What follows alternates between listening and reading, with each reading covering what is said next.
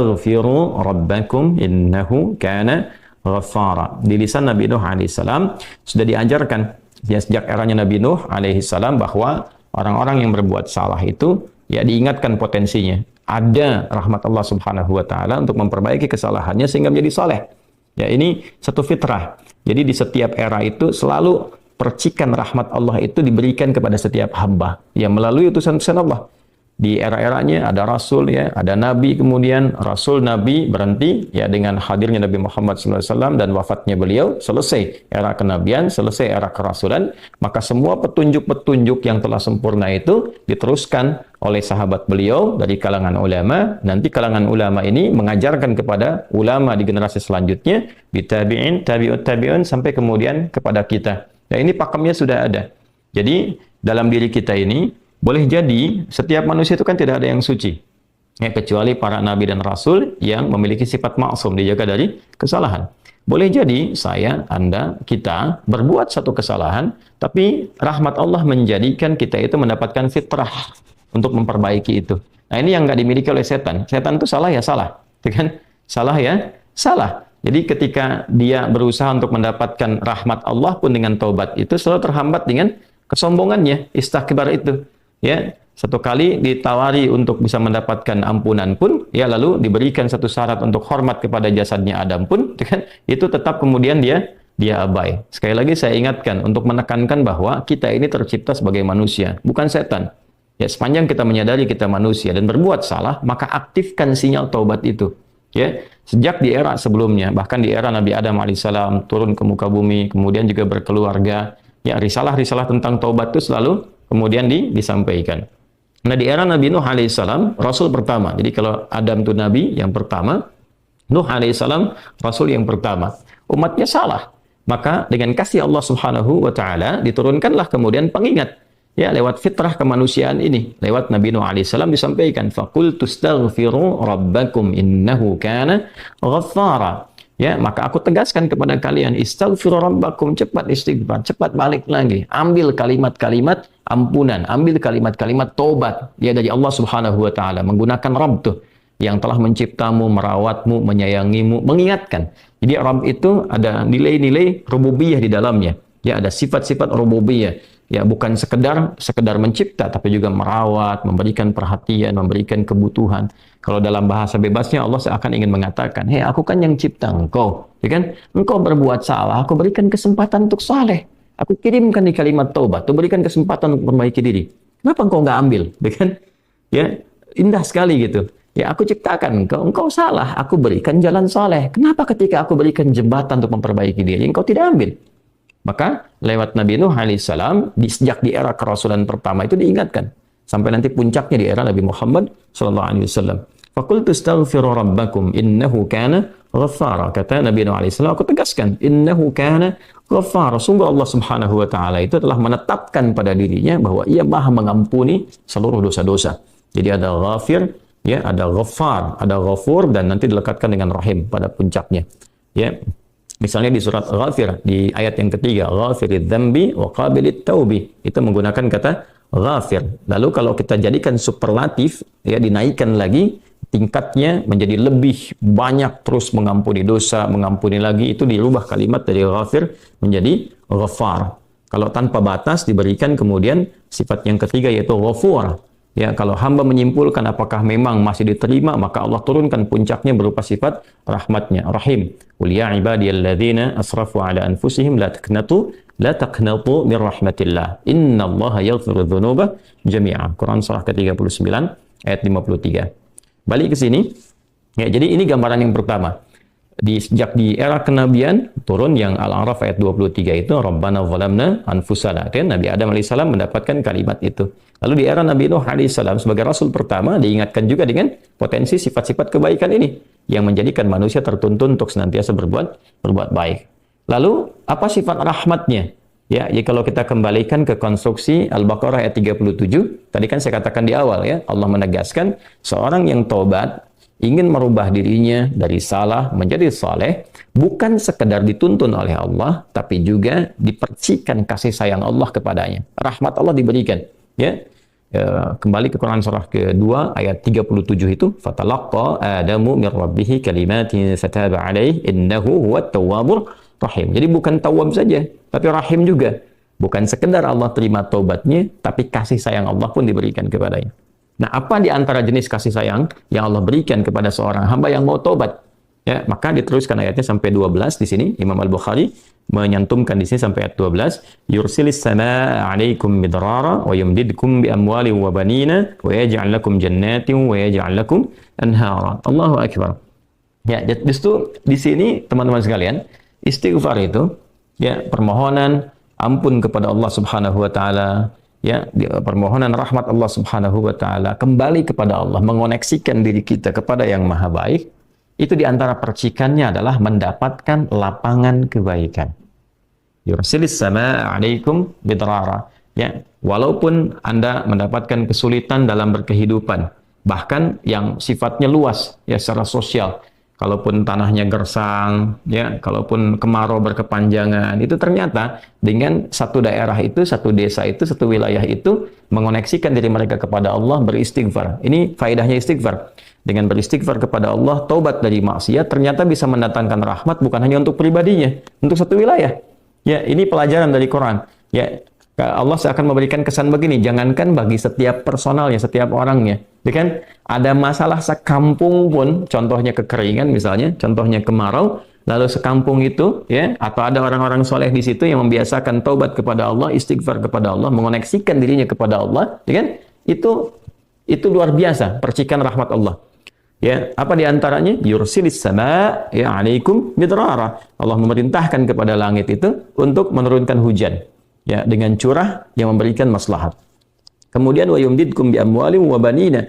Ya, lantas kemudian melapangkan kepada engkau urusan hartamu. Ya, bahkan memberkahi engkau dengan keturunan-keturunan yang baik. Jadi Masya Allah, ya, orang tua yang rajin istighfar, suami yang rajin istighfar, itu ternyata bukan sekedar menjadikan ia mendapatkan penerimaan taubat. Dia berhenti dari perbuatan maksiat, usaha-usaha yang tidak baik, dagang yang tidak benar, dengan perbuatan curang, ya, perbuatan menipu, perbuatan-perbuatan yang tidak elok, korupsi, jauhi potensi itu. Disogok dia hindari, diajak korupsi dia jauhi dan sebagainya. Lalu konsisten pada kebaikan dan dia isi dengan istighfar. Astaghfirullahaladzim, astaghfirullahaladzim, Rabbana zalamna anfusana wa illam taghfir lana wa tarhamna lanakunanna minal khasirin. Dia konsisten pada kebaikan itu, wa yumdidkum bi amwal. Allah akan lapangkan dia pada harta-harta yang lebih berkah. Allahu akbar. Ya, jadi diberikan kelapangan dulu pada dirinya, kemudian diberkahi hartanya. Jadi berapapun yang dia dapatkan, Allah berikan berkah padanya, sehingga dia merasakan kebahagiaan dengan harta itu. Kan ada orang yang merasa seperti kelihatan banyak, tapi tidak menikmatinya. Ya, baik itu boros, baik itu merasa kayaknya banyak tapi nggak kepake. Ya, barang-barang habis beli ini lagi, tapi memuaskan nafsunya saja. Ya, temannya ngajak begini, dia harus terpaksa beli. Kadang-kadang ngutang, atau mungkin dia dapatkan sesuatu tapi jalan-jalan yang haram, jalan yang salah. Dia tidak menikmatinya, dan ini yang paling bahaya. Ya, ini yang paling bahaya. Lawan lapang kan sempit. Jadi hartanya kayak banyak, tapi menyempitkan kehidupan rumah tangganya. Ya, hubungan suami istri jadi nggak enak, dengan anak jadi nggak nyaman. Itu ciri keberkahan biasanya. Ya, ciri keberkahan yang tidak didapatkan. Jadi kalau berkah itu dapat, walaupun terlihat kuantitasnya nggak sama dengan orang, dia 100 juta, ini 1 juta, tapi kenikmatannya luar biasa. Ya, di rumah ada kebahagiaan, hubungan menjadi nyaman, apa yang ditata itu bermanfaat, yang dimakan menjadi daging, dari daging itu terkonstruksi menjadi pengetahuan, jadi macam-macam, jadi energi, ya energinya dipakai pada kebaikan. Sebaliknya yang terlihat seperti banyak, kayaknya banyak nih, ya, tapi tidak memberikan kebahagiaan. Di rumah nggak bahagia, tidak memberikan dampak energi positif, ke ibadah jadi malas. Ya, itu ciri-ciri pertama kalau harta kurang berkah itu, apalagi tidak berkah, itu pasti menurun kesolehannya, meningkat kesalahannya. Pasti itu. Ya, jadi mulai menurun nih, sholat mulai menurun, baca Quran mulai menurun. Nah, kesalahan mulai meningkat. Makan mulai salah, minum mulai salah. Yang tadinya minum yang baik-baik, sekarang minum yang tidak baik dan sebagainya. Nanti kalau sudah begini, pasti hubungan di rumah tangganya pun nggak akan jadi baik gitu. Ya, dan itu akan terbawa dalam kesempitan. Nah, cara untuk mengatasi itu, ini balik ke Quran surah Nuh tadi, di ayat 10 sampai dengan ayat 12. Kalau kita menyadari kemudian itu salah, lantas ingin memperbaiki diri, kembali kepada Allah, perbaiki diri kita, ya, lalu mengingat Allah, menyesali apa yang telah dilakukan, berjanji untuk berbuat baik, itu tidak tanggung apa yang Allah jawab. Ya, Kalaupun ada satu kelapangan yang tidak berkah tadi, diganti oleh Allah, dihilangkan yang kurang baiknya, dilapangkan dengan yang baik-baiknya. Lalu setelah itu dijaga keluarganya. Jadi memberikan kesan bahwa ada hubungan yang korelasi secara langsung antara harta dengan keluarga, dengan anak keturunan. Jadi hati-hati, saya ingatkan kepada para ayah, pada saya pribadi dan kita semua, jangan sampai membawa yang haram ke rumah. Sekali lagi, jangan sampai membawa yang haram ke rumah. Jadi kalau istri sudah memasak itu di dapur, menjadi makanan, dikonsumsi oleh anak-anak jadi daging, ya, dikonsumsi jadi daging nih, itu jadi karakter. Ya itu sudah fitrah, sudah umum begitu. Jadi kalau dia baik, akan membentuk kebaikan. Kalau nggak baik, akan merubah ya, pada keburukan. Kontrolnya susah di situ. Ya, sangat sulit sekali. Nah, caranya tadi kembali kepada Allah, tinggalkan yang kurang baik tadi, nanti Allah rubah. Ya, cara dia mendapatkan harta itu, walaupun awalnya terlihat nggak nyaman, karena akan merubah diri, mengeluarkan yang kotor dulu. Ya, ya kalau terlalu banyak kotoran, mandi kan ya agak cukup pekat tuh mandinya, bersihkan lagi, terasa nggak seperti biasa. Tapi setelah dibersihkan semua jadi enak kan? Nah itulah agama begitu, dibersihkan yang kotor itu kayaknya awalnya nggak enak, tapi kemudian hati jadi lapang. Yang diberikan kelapangan hati dulu. Ya begitu hatinya lapang, baru nanti Allah buka jalan. Ya setelah hatinya lapang, bagus, dan dinilai baik ini punya kemampuan untuk bertindak dan mengelola apa yang didapatkan, dilapangkanlah rezekinya, karena dia sudah dinilai pandai untuk mengelolanya. Setelah itu diperbaiki keturunannya. Ya. Wabanina wa yaj'al lakum jannatin wa yaj'al lakum anhara. Bahkan setelah itu dibikin kaya lebih dari sebelumnya. Ya asetnya ditambah lagi, diberikan kenikmatan hidup, ya sampai dijaga hingga kembali kepada Allah Subhanahu wa taala. Itu faidah istighfar. Jadi kalau kita biasakan bertekad, berniat memperbaiki diri dari yang salah menjadi baik, itu Allah sudah berikan motivasi. Aku bukan hanya terima taubatmu, tapi aku rubah keadaan hidupmu lebih istimewa, lebih mahal nilainya dibandingkan dengan keadaan sebelumnya yang terlihat seperti fata morgana. Kemudian dikuatkan dengan Quran surah ketiga Ali Imran ayat 135, ya. Di sini disampaikan Allah Subhanahu wa taala berfirman, a'udzubillahi minasyaitonir rajim. Bismillahirrahmanirrahim. Walladzina idza fa'alu fahishatan aw zalamu anfusahum ini dzakarullaha fastaghfaru lidzunubihim. Wa may yaghfiru dzunuba illa Allah wa lam yusirru ala ma fa'alu wa hum ya'lamun. Di highlight di sini di firman Allah Subhanahu wa taala, dzakarullaha fastaghfaru lidzunubihim. Ya, yaitu orang-orang yang mendapatkan rahmat Allah Subhanahu wa taala itu. Jadi ini korelasinya dengan ayat 133. Jadi ayat 133 itu Allah Subhanahu wa taala berjanji bagi orang-orang yang menyegerakan istighfar. Jadi ingat dosa hari ini nih. Sekarang misalnya malam nih, kita ingat ada dosa yang dikerjakan. Lantas ketika ingat itu istighfar. Istighfar, minta ampun sama Allah, gitu kan? Itu menyegerakan sesuatu tanpa jeda disebut dengan sara'a. Ya, sara'a. Jadi ada sa'a, ada sara'a. Kalau sa'a itu menyegerakan sesuatu dengan persiapan. Ya, makanya besok nih ada Jumatan menggunakan sa'a. Fas'au bukan wasari'u. Ya, ya ayyuhalladzina amanu idza nudiya lis-salati min yaumil jumu'ati fas'au bukan fasari'u. Fas'au itu Quran surah Al-Jumu'ah. Ya, Al-Jumu'ah di ayat yang keberapa? Ayat 9, kan? Allah menyampaikan fas'au ila dzikrillah. Bersegera, tapi siap-siap dulu. Mandi dulu, pakai wangian dulu dan seterusnya. Tapi kalau dia bersegera cepat, nyaris tanpa jeda, itu menggunakan sarah. Sehingga guru-guru mengatakan bisurah, cepat, nggak usah banyak jedanya, ya kan? Nah, di Ali Imran ayat 133 Allah berfirman, wasari'u ila maghfiratin mir rabbikum. Kalau engkau merasa ada salah, bergegas, jangan tunda-tunda. Ya ingat malam ini, jangan tunda besok. Gimana kalau kemudian tengah malam meninggal? Ya segera istighfari. Nah orang yang menyegerakan istighfar saat ingat kesalahan, apa yang didapatkan? Wa jannatin arduha as-samawati wal ardu uiddat lil muttaqin. Maka orang ini akan diberi harapan oleh Allah, ya diperkenankan untuk memohon, bahkan ketika pulang disiapkan surga untuknya seluas langit dan bumi. Dan itu bagian dari sifat takwa. Jadi takwa itu bukan sekedar amar ma'ruf. Saat Anda ingat sholat, Anda ingat puasa, ingat baca Quran. Tapi takwa juga ada bagiannya nahi mungkar. Saat Anda ingat salah, lalu Anda taubat. Ya, saat Anda ingat salah, Anda pengen jadi soleh. Saat Anda ingat maksiat, Anda ingin taubat. Itu bagian dari takwa. Nah, bagaimana kemudian cara mengimplementasikan itu semua? Nah, ini poinnya. Ya, walladzina idza fa'alu fahishatan aw zalamu anfusahum dzakarullaha fastaghfaru lidzunubihim. Itu orang-orang. Ini menggunakan, sering diterjemahkan dengan orang-orang yang, gitu kan? Walladzina, alladzina disebutkan 1080 kali dalam Al-Quran setidaknya. Ya mencakup semua tanpa batas. Laki-laki, perempuan, besar, kecil, tua, muda, punya jabatan, tak punya jabatan, semua tanpa kecuali. Artinya, semua orang dengan keadaannya, berpotensi berbuat salah. Ya, kecuali tadi Nabi dan Rasul yang punya sifat maksum. Ya, Allah jaga dari kesalahan. Kita yang bukan Nabi, bukan Rasul, itu berpotensi salah. Apapun profesinya, apapun jabatannya, apapun tugasnya, berpotensi salah. Ya, pun demikian termasuk saya. Pasti salah, pasti. Nggak ada yang nggak salah. Jadi kalau ada yang mencari kesalahan, misalnya saya pribadi, pasti menemukan. Pasti. Dan percuma mencari kesalahan manusia. Karena pasti ditemukan. Ya, dan ini catat yang paling penting. Hindari mencari-cari kesalahan itu karena kita tidak tahu bahwa mungkin ketika seorang divonis salah itu dia sudah mengistighfari, sudah mentaubatinya. Ini poin besarnya. Hati-hati gitu ya, hati-hati. Karena itu Nabi selalu menganjurkan mencari kebaikan orang, menyebutkan, meneladaninya, alih-alih mencari kesalahan seseorang. Ya kenapa? Karena pasti ditemukan. Tapi yang tidak pasti itu, kita nggak bisa memastikan orang itu sudah taubat atau belum. Yang paling bahaya adalah mencela orang, mencari kesalahan orang, mencaci orang yang sudah dia taubat dan taubatnya diterima orang, diterima Allah Subhanahu wa taala. Hati-hati ya, mencari kesalahan orang, mencela orang, ya kan?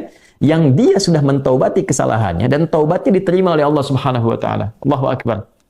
Itu azim, itu hati-hati ya. Ya, sesuatu yang besar sekali dosanya di sisi Allah Subhanahu wa taala. Nah, ini kembali ke sini, ketika seseorang dia sadar berbuat salah, dia salah. Alladzina, semua orang potensi salah. Ya, idza fa'alu fahisyah, ketika dia berbuat fahisyah. Ya, fahisyah itu pernah saya sampaikan ya, turunannya nanti fahsya namanya. Jadi sifat kesalahan yang muncul dari syahwat. Ya, mohon maaf, zina, pornografi, porno aksi, kata-kata jorok, kata-kata kotor dengan semua bentuknya. Baik itu di media sosial, digital ataupun juga di praktikal yang nampak secara fisik misalnya, itu jelas salah. Jelas dosa. Ya, al-zalamu anfusahum, atau bentuk mungkar, menempatkan suatu bukan pada tempatnya. Ya, mohon maaf, ya, mencuri, merampok, membunuh, ya, korupsi, hoax dan sebagainya, itu zalim, perbuatan zalim. Nah, saat seseorang berpotensi salah, ya, dari fahsya dan mungkarnya, dia berbuat perbuatan dari dorongan syahwatnya atau mungkar dari keinginan nafsu perut dan akalnya, dia berbuat yang salah, lalu zakarullah, dia ingat Allah. Nah, ini poinnya. Ini menarik sekali nih. Ini menarik sekali. Kok lanjutan ayatnya zakarullah? Bukan dia sadar bahwa dia itu telah berbuat salah. Kenapa zakarullah? Ini poinnya. Ya.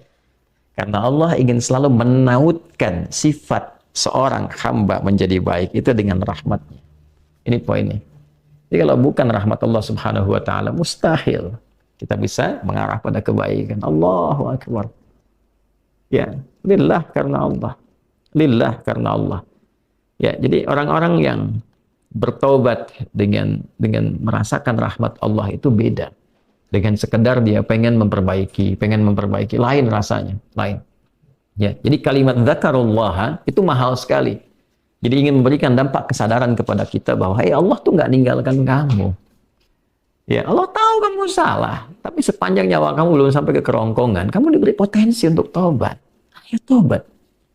Kan sering saya ungkapkan, Firaun saja, Firaunnya dikirimkan 2 nabi, Musa dan Harun. Ya, sebagai keadilan Allah, kasih Allah dan adilnya untuk memberikan hidayah. Ya, sampai titik puncak kan nyawanya di kerongkongan. Cuman sayang kan dia sendiri yang memilih untuk tidak mengambil hidayah itu. Sampai nyawanya di kerongkongan. Sampai tenggelam itu. Nah, itu sudah disampaikan informasinya, kisahnya, jejak sejarahnya sampai sekarang diabadikan supaya seluruh anak cucu Adam itu sadar jangan berbuat yang seperti itu. Ya, sekali lagi hanya setan yang tidak kenal taubat. Zakarullah, dia ingat Allah. Nah, sekarang tinggal kita mempelajari. Ketika ingat Allah itu apa yang harus dihadirkan? Tadi poinnya. Allah tawarkan kita bukan hanya sekedar jadi baik. Rahmat dibuka, kasih sayang dibuka, kelapangan hati dibuka. Ya, makanya saya barangkali juga ingin menekankan materi-materi semacam ini, yaitu penting untuk disampaikan.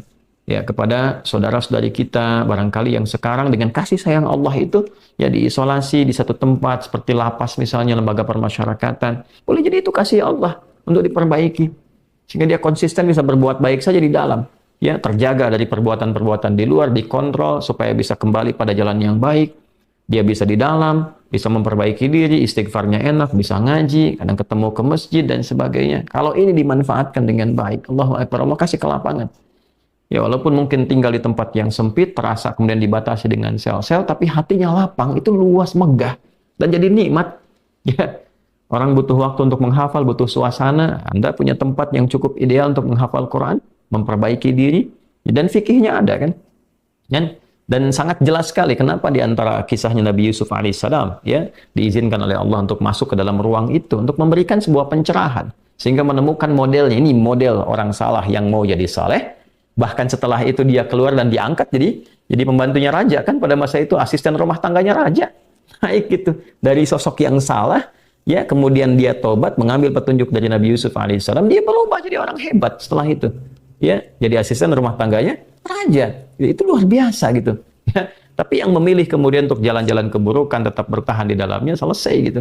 Ya, ini tawaran sesuatu yang indah. Ya, bahkan ada juga yang terakhir ini yang paling luar biasa.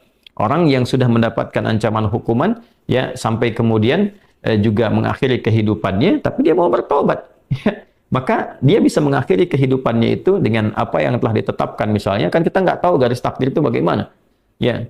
Wallahu alam, tiba kemudian manusia memberikan hukuman, tapi Allah dengan kehendaknya merubah itu semua, bisa berubah. Ya, tapi kemudian kalau itu bersamaan dengan takdir yang telah Allah tetapkan, dia menjadi baik. Jadi di Islam itu selalu ada solusi. Selalu ada solusi dan pedomannya mengantarkan pada kebahagiaan. Itu poin tertinggi.